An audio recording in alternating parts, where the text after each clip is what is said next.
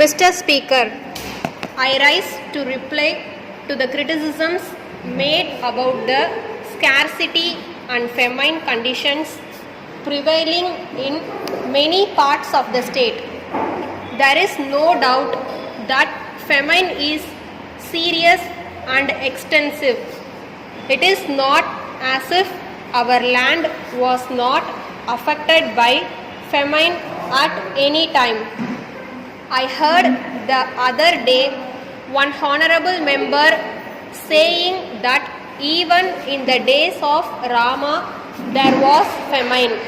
So famine is not a new feature, but the new feature now is that it is extensive as well as continuous and acute, and we will have to find out the causes for it. The Second World War upset the whole food position in the country, and famine conditions have become acute as well as continuous thereafter.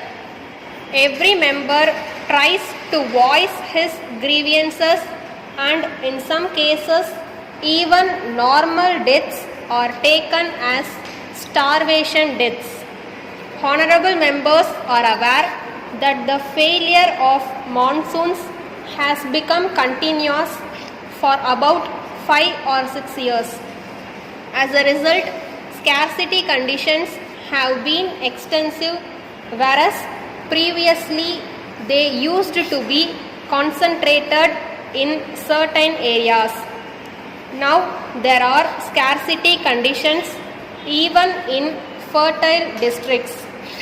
So we are not able to tackle the problem as easily as we used to do in former days.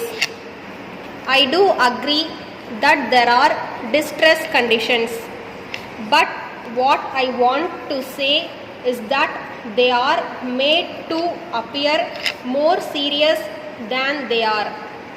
I take this opportunity to tell the honorable members that we have been able to meet the scarcity and distress conditions throughout the state.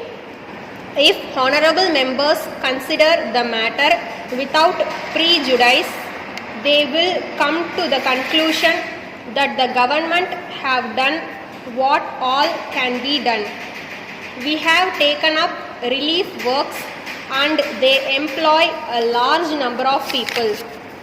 We have been running gruel centers, and on account of better agricultural season this year, their number has been reduced in areas where it can be reduced. Loans for agricultural purposes were given and a large number of wells were deepened. The collection of list has also been postponed in many districts. We have received proposals for remission of list from many districts. Remission has been ordered in some districts, and in other districts it will be ordered very soon. An honorable member has stated that a famine inquiry committee may be formed which will inquire into all the problems of acute famine and suggest permanent remedies for the eradication of famine. I may tell the honorable members that the government of India have already constituted a similar committee.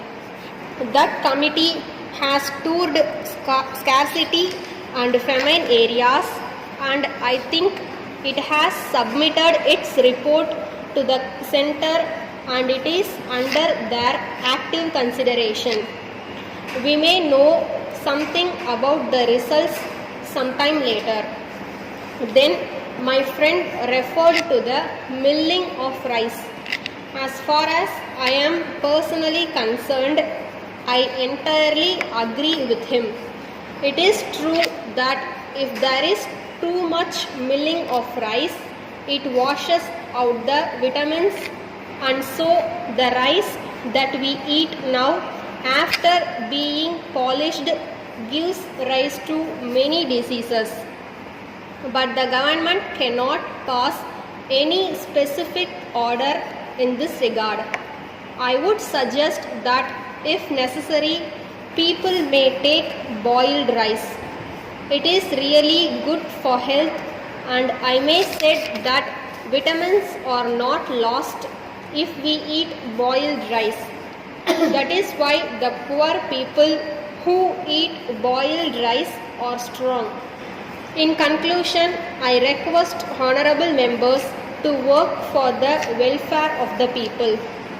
We should all be united and work together so that our country may be a great country. Letter from Krishna and Company, Chennai, to the City Provision Stores Limited, Chennai. Dear sirs, we have great pleasure in informing you that our firm has been entrusted by Kamal Oil Mills Limited, Mumbai, with the marketing of their Kamal brand oils and soaps throughout the state. Kamal goods do not need any introduction to the trade. They are manufactured by a well-known business house, and they have already made a name for their purity and excellence. Their lotus soap and lotus hair oil are familiar to every household in northern India. Under arrangement with our principals, we have agreed to keep a large stock of their products. We shall be in a position to effect delivery from our stock of all varieties of Kamal goods.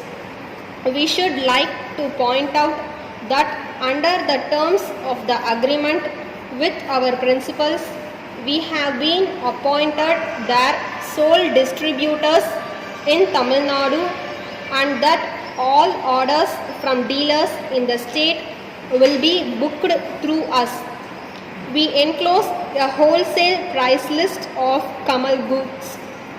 We will not note that all prices are subject to a trade discount of 10%. We have always aimed at supplying you with goods of the best quality, and once again we offer you high grade goods on the most convenient and attractive terms. We have no doubt that you will avail yourself of this great offer as early as possible. Yours